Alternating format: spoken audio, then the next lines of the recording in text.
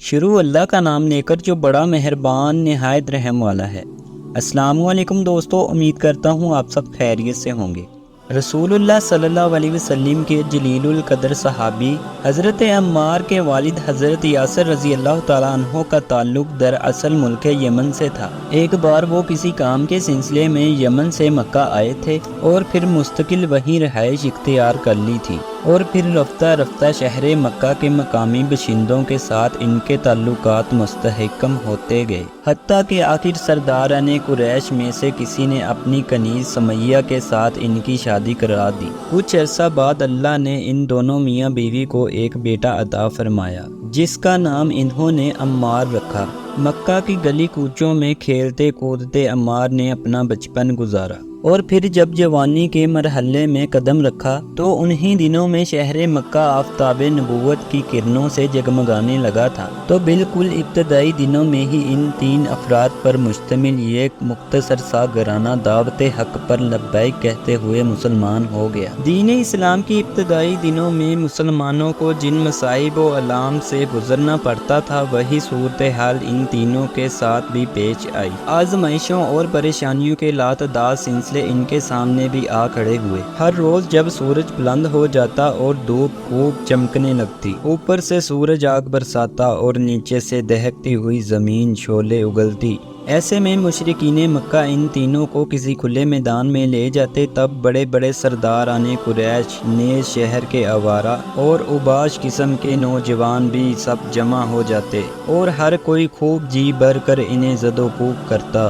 ہر قسم کی اذیت پہنچاتا، تپتے ہوئے سنگریزوں پر انہیں گھسیٹا جاتا، دہکتے ہوئے انگاروں پر لٹایا جاتا۔ راہگیر وہاں سے گزرتے مگر کوئی کچھ نہ بولتا۔ اکثر رسول اللہ صلی اللہ علیہ وسلم کا بھی وہیں سے گزر ہوتا۔ آپ اپنی آنکھوں سے یہ دردناک منظر دیکھتے اور بس تڑپ کر رہ جاتے، لیکن آپ کچھ کر نہیں سکتے تھے۔ البتہ اکثر اس موقع پر آپ یہ الفاظ کہا کرتے: اے یاسر کے گھرانے والو، صبر سے کام لو، تمہارے لیے تو یقیناً جنت کا وعدہ ہے۔ یوں وہاں مکہ میں دن گزرتے رہے۔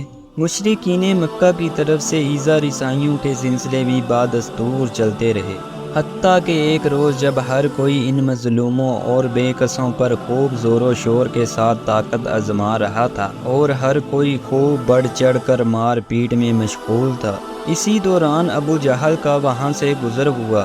اس نے جب یہ منظر دیکھا تو وہ بھی ظلم و ستم کے سلسلے میں شریک ہو گیا، اور تب اس نے پوری قوت کے ساتھ اپنا نیزہ سمیہ کو دے مارا، جس کے نتیجے میں اسی وقت حضرت سمیہ شہید ہو گئی۔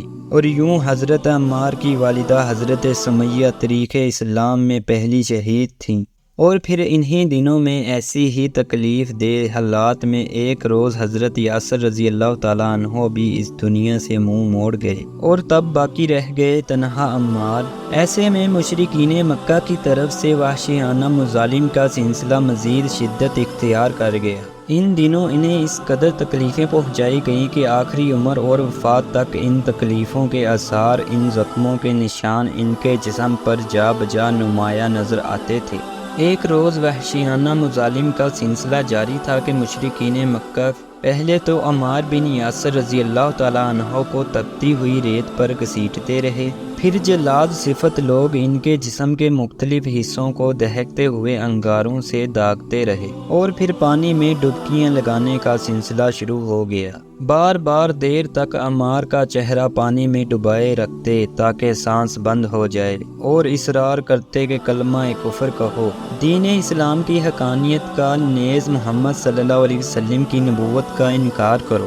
عمار بن یاسر رضی اللہ تعالیٰ عنہ انتہائی تکلیف کے باوجود راہ حق میں یہ تمام اذیتیں برداشت کرتے رہے، لیکن تکلیف کی شدت کی وجہ سے ان پر کچھ غشی طاری ہونے لگی، اور تب ہوش و حواس بھی ساتھ چھوڑنے لگے۔ ایسی کیفیت میں غیر ارادی طور پر لا علمی میں نہ جانے کب ان کی زبان سے کوئی نامناسب بات نکل گئی، کوئی کلمہ کفر انہوں نے کہہ دیا، تب اذیتوں کا سلسلہ موقوف ہوا اور پھر رفتہ رفتہ ہوش و حواس بھی بحال ہونے لگے۔ تب انہیں کچھ یاد آنے لگا، ظلم و ستم اور زرد و کوب کے دوران یہ لوگ مجھے کلمہ کفر کہنے پر مجبور کر رہے تھے۔ تب میری زبان سے بے اختیار شاید کوئی نامناسب بات نکل گئی تھی۔ یہ سوچ کر یہ انتہائی پریشان اور شرمندہ ہونے لگے۔ اذیتوں کا یہ تمام تر سلسلہ جو عرصہ دراز سے چلا آ رہا تھا، اس پر یہ کبھی اس قدر پریشان نہیں ہوئے تھے کہ جس قدر آج یہ بے خودی اور نیم بے ہوشی کی کیفیت میں اپنی زبان سے کلمہ کفر نکل جانے کی وجہ سے پریشان اور پشیمان تھے۔ کسی صورت انہیں چین نہیں آ رہا تھا۔ آخر بڑی ہمت کر کے اور موقع پا کر رسول اللہ صلی اللہ علیہ وسلم کی خدمت میں حاضر ہوئے اور تمام ماجرا بیان کیا۔ اس وقت ان کی آنکھوں سے مسلسل آنسو بہہ رہے تھے۔ آپ صلی اللہ علیہ وسلم نے اپنے دستے مبارک سے ان کے بہتے ہوئے آنسو صاف کیے اور انہیں تسلی بھی دی کہ فکر کی بات نہیں، مجبوری اور غیر ارادی طور پر اگر کلمہ کفر زبان سے نکل بھی گیا ہو تو اللہ معاف فرمائے گا۔ اور پھر 2-4 روز ہی گزرے تھے کہ قرآن کریم کی یہ آیت نازل ہوئی۔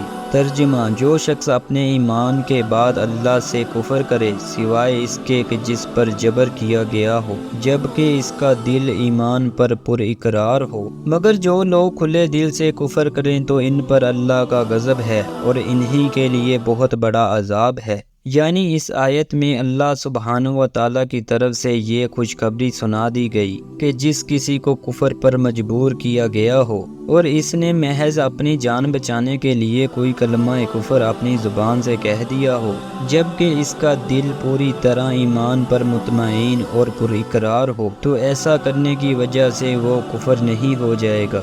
یہ آیت نازل ہونے کے بعد حضرت عمار بن یاسر رضی اللہ تعالیٰ عنہ بہت زیادہ مشرور اور مطمئن ہو گئے اور ان کی وہ پریشانی اب جاتی رہی۔ مکی دور میں اسی طرح وقت کا یہ سفر جاری رہا۔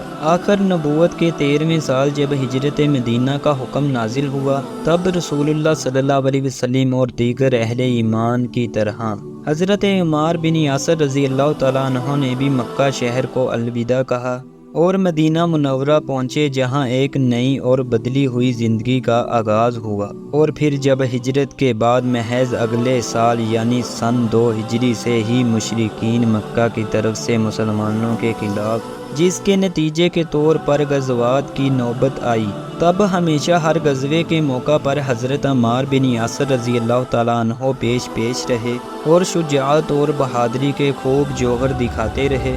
اسی طرح رسول اللہ صلی اللہ علیہ وسلم کی خدمت میں حاضری، علمی استفادہ اور کسب فیض میں یہ ہمیشہ نہایت جذبے اور اخلاص اور لگن کے ساتھ مشغول و منہمک رہے۔ اسی کیفیت میں مدینہ منورہ میں وقت گزرتا رہا، حتیٰ کہ رسول اللہ صلی اللہ علیہ وسلم کا مبارک دور گزر گیا۔ آپ صلی اللہ علیہ وسلم عمار بن یاسر رضی اللہ تعالیٰ عنہ سے ہمیشہ تادم آخر انتہائی مشرور اور مطمئن رہے۔